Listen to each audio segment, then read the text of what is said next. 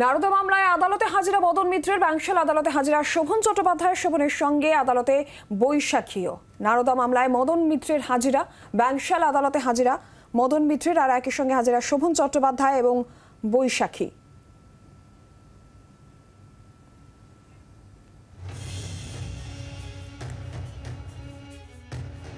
ওদের পার্টি, ওদের মাছ ওরা কিভাবে কাটবে? পশ্চিমবাংলার ভাগ্যে প্রতিমন্ত্রী ছাড়া কিছু নেই। এটাই পশ্চিমবাংলার কপাল। কাজ 100 দিনের কাজের টাকাও পায় না, মন্ত্রীও পায় না, তারপরেও বড় বড় কথা বলে।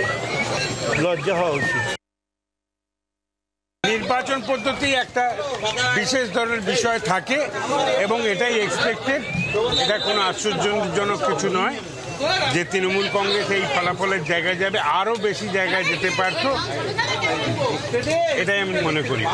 আরেকটা জিনিস দেখা যাচ্ছে, আমি নিজে জীবনে বহু নির্বাচন করেছি। নির্বাচনের পদ্ধতিতে মমতাদির যে দূরদৃষ্টি, সেই দূরদৃষ্টিটাই এখানে কিন্তু সাফল্যের একটা সোপান রচনা করেছে। 2019 সালে তো এগিয়েছিল এরকম ধরনের, এর চেয়ে বেশি ওয়ার্ডে। 2021-এ কি হয়েছে, পরবর্তী ক্ষেত্রে কলকাতা কর্পোরেশন ইলেকশনে কি হয়েছে।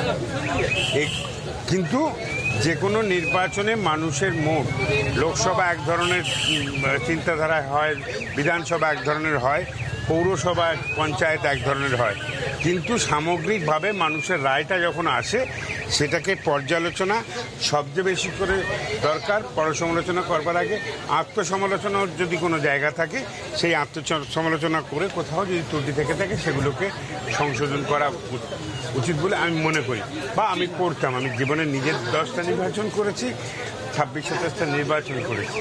কীভাবে এলাকাকে কিভাবে মানুষের কাছে গ্রহণযোগ্যতা তৈরি করতে হয় সেটা বিষয়।